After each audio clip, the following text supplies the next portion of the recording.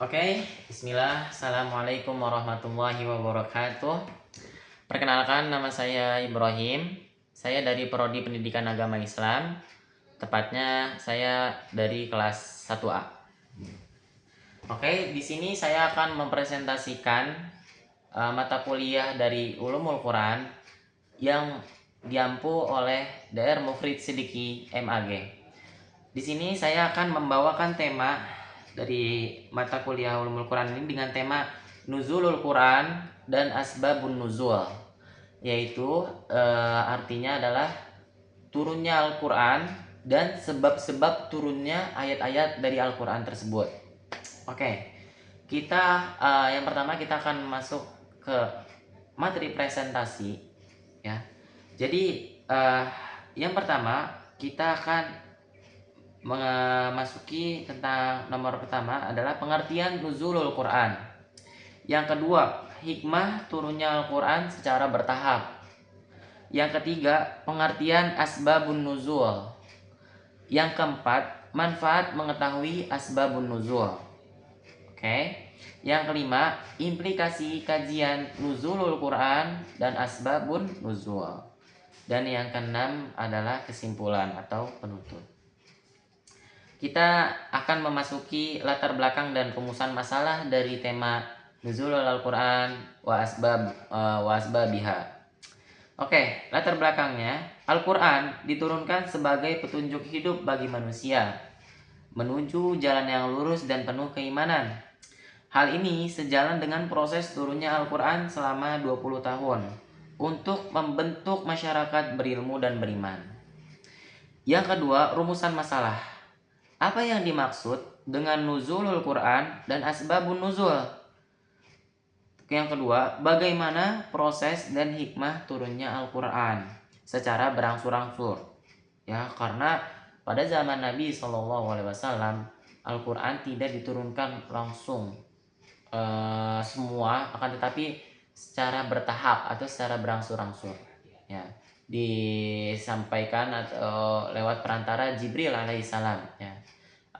Al-Quran itu sendiri adalah kalamullah, ya, itu adalah ucapan Allah Subhanahu Wa Taala, ya, bukan buatan Nabi Muhammad SAW. Karena Nabi Muhammad SAW sendiri itu adalah ummiyan, la yaqra wa la yaktub. Beliau tidak bisa membaca dan tidak bisa menulis pada zaman dahulu. Oke, kita lanjut lagi masuk ke rumusan masalah yang ketiga. Bagaimana pandangan ulama tentang pentingnya memahami asbabun nuzul? Oke. Sekarang kita masuk ke materi pertama. Materi yang pertama tadi adalah pengertian nuzulul Quran. Nuzulul Quran terdiri dari kata nuzul dan Al-Quran yang berbentuk idhofah.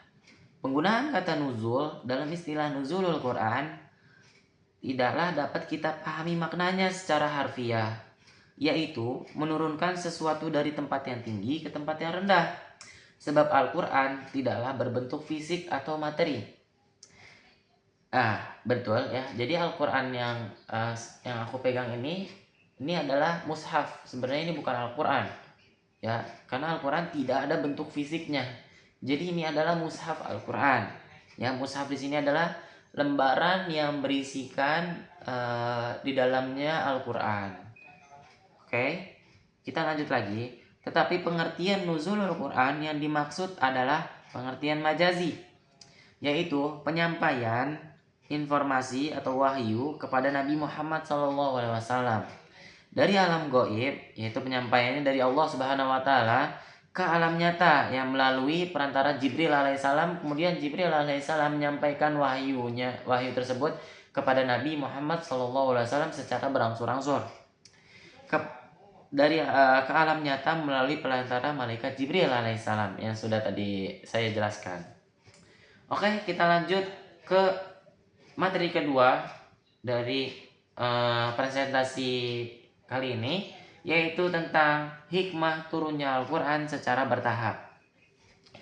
Untuk meneguhkan yang pertama, hikmah turunnya Al-Quran secara bertahap adalah untuk meneguhkan hati Nabi Muhammad SAW, karena pada saat itu Nabi Muhammad SAW berdakwah menghadapi kaum yang memiliki watak dan sikap yang begitu keras, ya, kaum Quraisy dan kaum kafir yang lainnya.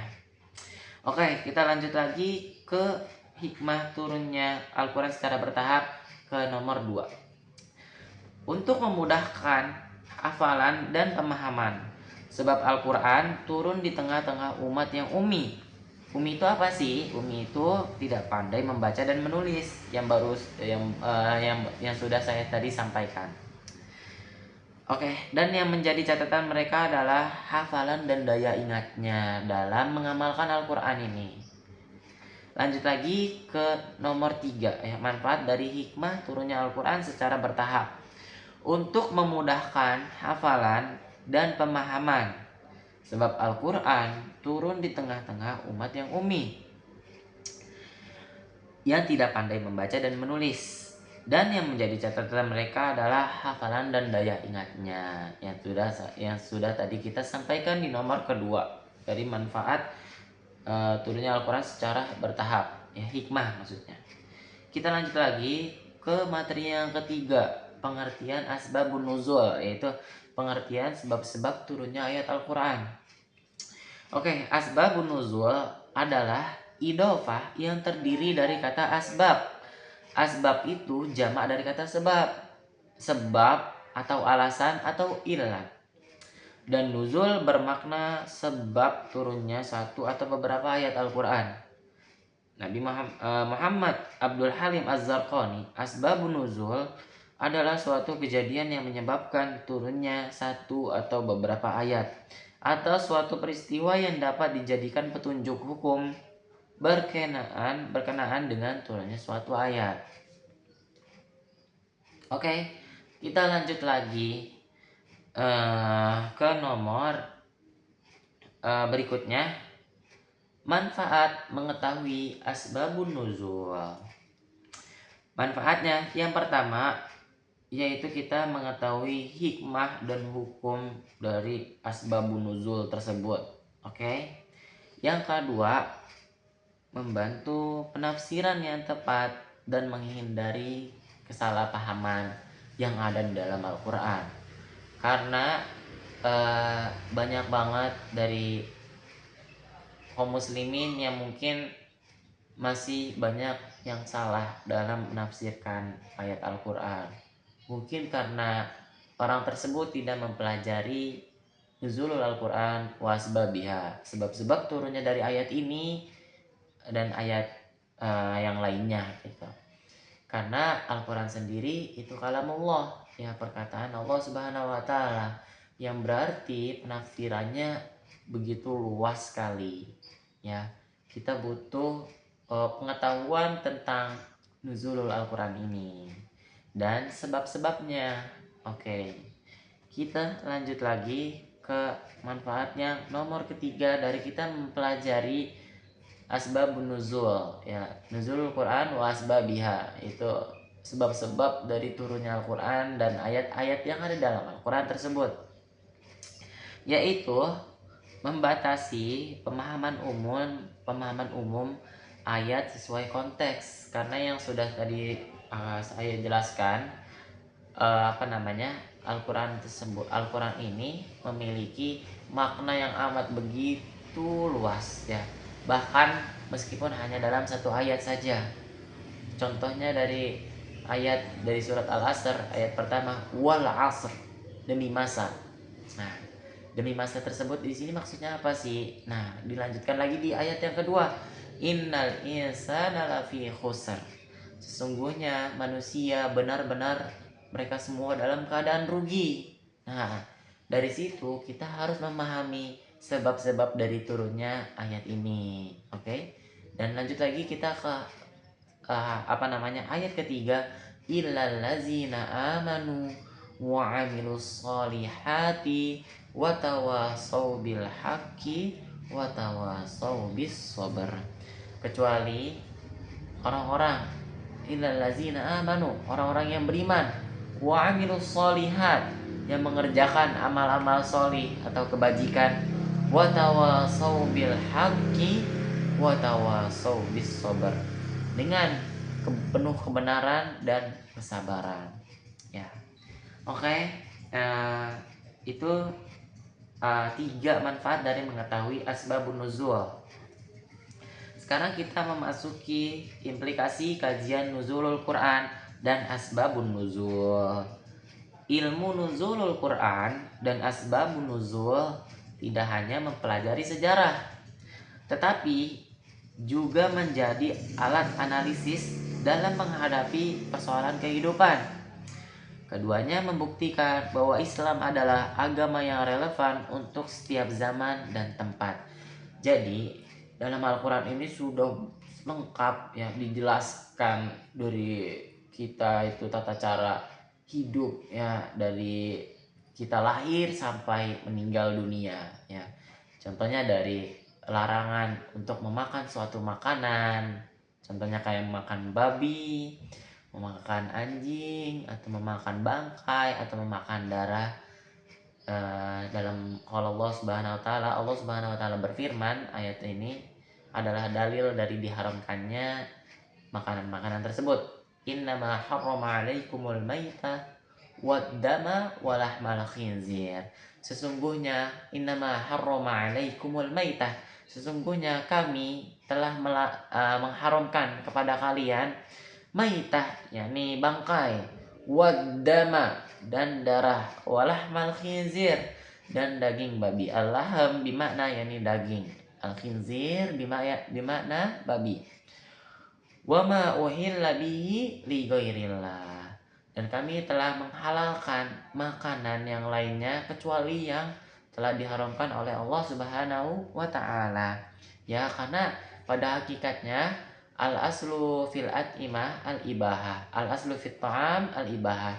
Pada hakikatnya semua makanan itu boleh, illa majaa dalil, kecuali jika datang suatu dalil yang mengharamkan atas makanan tersebut. Oke, kita lanjut lagi. Implikasinya ya, ilmu nuzulul Quran dan asbabun nuzul itu yang tadi udah ya. Oke, kita masuk kesimpulan. Mohon maaf tadi agak sedikit nge-lag. Kesimpulan, nuzulul Quran merupakan proses turunnya wahyu secara bertahap dengan hikmah mendalam agar ajaran Islam ini dapat diterima umat secara bertahap ya.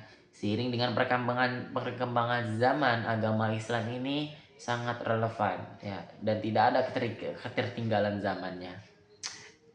Asbabun nuzul membantu memahami konteks turunnya ayat-ayat agar tafsir Al-Quran menjadi akurat dan kontekstual ya.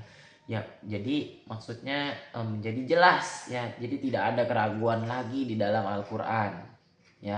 Nggak ada lagi yang kata istilah itu syak, keraguan dalam hati, nggak ada dalam Al-Quran ya, karena Al-Quran itu wadih, jelas.